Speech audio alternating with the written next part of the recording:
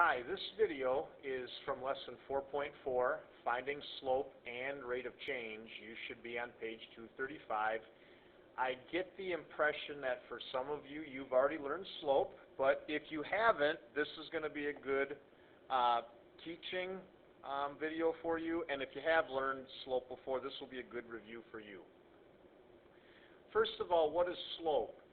This sounds kind of technical. The slope of a non-vertical line is the ratio of the vertical change, the rise, to the horizontal change, the run, between any 2 points on a line. Remember, the word ratio means fraction. So in other words, slope is a fraction that compares the rise of a line to the run of a line, and you can kind of see that here. It's written right here, slope equals rise over run. Now, we use the letter M to represent slope. And I don't know why they use M, but that's what it is. The letter M always represents slope. So when you see that letter, that typically doesn't mean variable, that means slope. How do you find the slope of a line? Well, it's pretty simple. You use this formula. Now let's go through what this formula says. The slope is rise over run. You're going to take the y values minus the the y values divided by the x values, the y values subtracted divided by the x values subtracted. Now where do these little 2's and 1's come from? You'll notice you're taking 2 points. So you'll notice how they labeled one of the points right here. The little 2 means here's the second point. The little 1's means the first point. So this formula says the following. Take the second y value from your, or take the y value from your second point and subtract away the y value of your first point. That's on top. And then take the x value of your second point and subtract away the x value of your first point. That's on the bottom. Divide those and you'll get your slope. I think the easiest way to show that is let's try some. Okay, let's try a couple. Let's find the slope of the point 5,2 and the point 4, -1. We have 2 points. We want to find that rise to run ratio. So I'm going to call this my first point and this my second point. So here's what this says to do. Take the y value of your second point, which is -1, and subtract the y value of your first point, which is 2, and then divide that by the x value of your second point, which is 4, and subtract away the x value of your first point, which is 5. And when I do that, I'm getting -3 on top and -1 on the bottom, and that works out to 3. The slope of this problem, M, would equal 3. I'll just write that there. The slope for those 2 points is 3. That means on graph paper, I would have to go up 3 points and over 1. That's the ratio of the angle of that line, a 3-to-1 ratio. Let's do one more just to practice. Let's find the slope of these 2 points. I'll call this point 1 and this point 2. I have to take the y value of my second point, which is 6, and subtract away the y value of the first point, which is 3. And I got to divide that by the x value of the second point, which is 4, minus the x value of the first point, which is -2. Now, 6 minus 3 on top would equal 3. And 4 minus -2, remember, add the opposite, would be 6. The slope for these 2 points would be 1/2. That means I would be rising 1 and running 2. That would be the ratio of the angle of that line. Just to maybe picture that, let's picture that on paper so you can see it. So we have -2, 3, and 4, 6. So I plotted those. Now watch. Remember how I said the slope was 1/2? Watch this. If I go up 1 and over 2, up 1 over 2, up 1 over 2, do you see how I can get from this point to that point by going up 1 over 2? That's the angle that my line would be rising at. That's what the slope of 1/2 means. Now when you find the slope, one of 4 things are going to happen. And we're going to walk through each of those, and you can see it at the top of page 237, and I would get these in your notes. Here's one thing that could happen. You could work out your slope and figure out you have a positive slope. Whenever you get a positive slope, that means you're going to have a picture like this where your line is rising from left to right. If you notice the last two examples I did, I had a positive slope on each. I got positive 3 and I got positive half. That means these two lines, if I drew a line through these points, that line would have to be one increasing or growing from left to right. Here's the second scenario that could happen. The second scenario is we could have a line with a negative slope. So if you calculate your slope and it works out negative, your line is falling from left to right. Here's the third scenario. You could work out your slope and find out that your answer is 0. When you get a slope of 0, that means you have a horizontal flat line going from left to right across your graph. Left to right flat, horizontal. And there's one other scenario that can pop up. You could work this out and get an undefined slope. I'll show you what that looks like in a minute. That means it's uncalculable. If you get an uncalculable slope, that means you would have a vertical line. That's what your picture would look like. Let's look at each of those other scenarios. Like here would be an example problem where, okay, you can see the point here, 3, 5.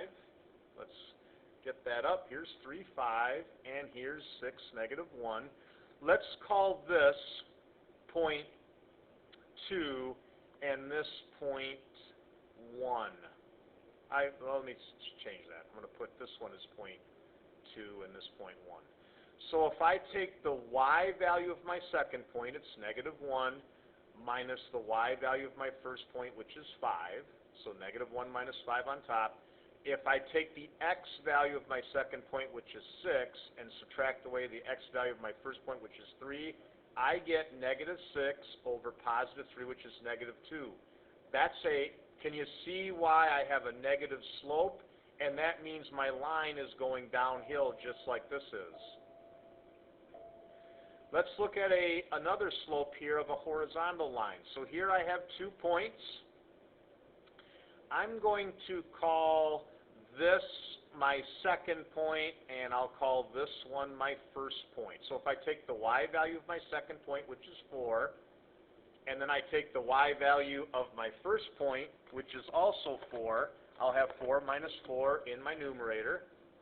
And now I'll take the x value of my second point, which is 4, and subtract away the x value of my first point, which you see is negative 2. I get 0 over 6. 0 divided by 6 is 0. Do you see how I have a slope of 0? Anytime you have a slope of 0, you're going to have a flat horizontal line. That's what this is saying, just like I showed you on the previous slide. Okay? The third thing, what if you have, how would you get the slope of a vertical line? Well, here are 2 points. I'll call this point, point 2, and this point, point 1. So let's figure it out. The y value of point 2 is 1. The y value of point 1 is 5. So 1 minus 5 in the numerator. Now let's go to the denominator. The x value of point 2 is 3, and the x value of point 1 is 3. I have 1 minus 5 on top, which is negative 4, but 3 minus 3 on the bottom is 0. You can't divide by 0. That's undefined. So this works out into something that we can't calculate. Anytime that happens, you have a vertical line, which is what this is saying here.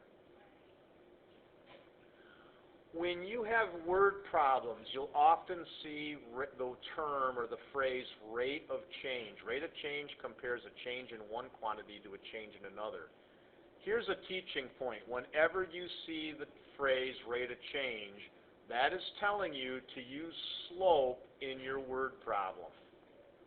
Okay? Here would be an example problem. Internet cafe. The table shows the cost of using a computer at an internet cafe for a given amount of time.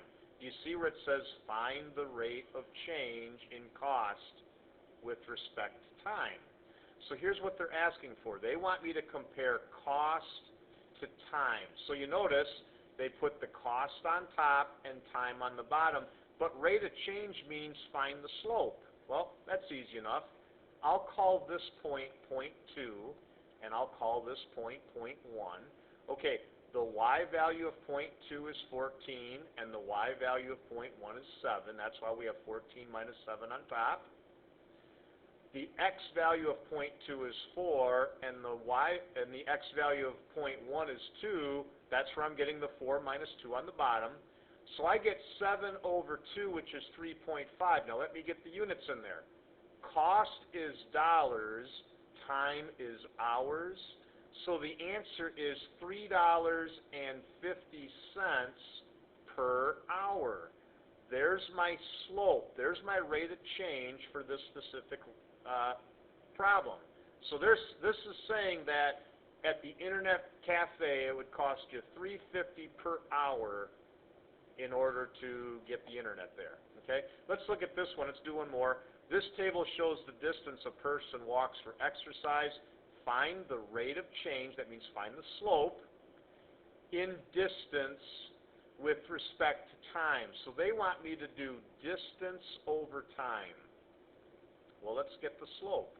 Okay, let's take 2 of the distances and 2 of the time. So I'm going to call this point 2, and I'll call this point 1. So 3 is the y value of point 2, 1.5 is the y value of point 1, and 60, I tell you what, I'm going to change this into hours. We're going to call this 1 hour and a half hour, because 60 minutes is an hour, 30 is a minutes is half an hour.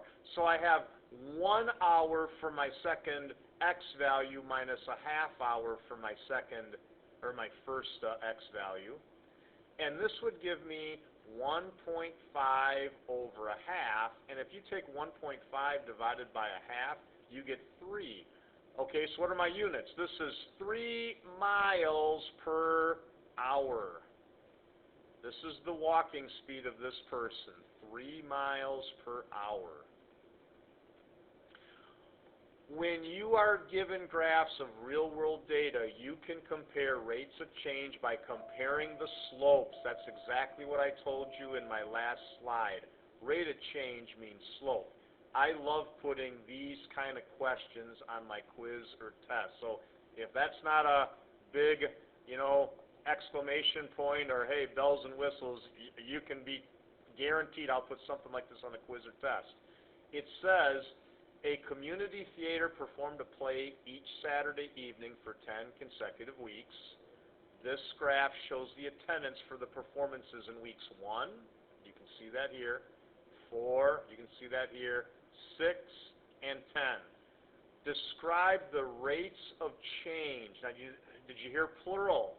Rates of change in attendance with respect to time. So we want the attendance on top, and we want the time on the bottom. So there's actually 3 things we have to work out because there's 3 different time periods. We have the weeks 1 to 4 time period, which is here. Do you notice how they took these 2 points, 4, 3, can you see 4, 3, 232 I meant to say, and 1, 124? They found one rate of change here. The orange rate of change would be 36 people per week was the increase in attendance. Now let's go to weeks 4 through 6. They took these 2 points. You can see 4, 232 and 6, 204. Can you see 4, 232 and 6, 204? They figured out that the change in attendance here, there was a drop of 14 people per week in attendance during this time frame. And then in weeks, you can see 6 through 10, they took the point, 6204, which is here, and you can see 1072, which is here, and they found the rate of change. They figured out that there was a drop of 33 people in attendance per week during that time period. Love putting questions like that on my quiz or test because it just makes you find the rate of change of 3 different circumstances. I'm going to pause the video there. If you have questions, make sure you ask them during class.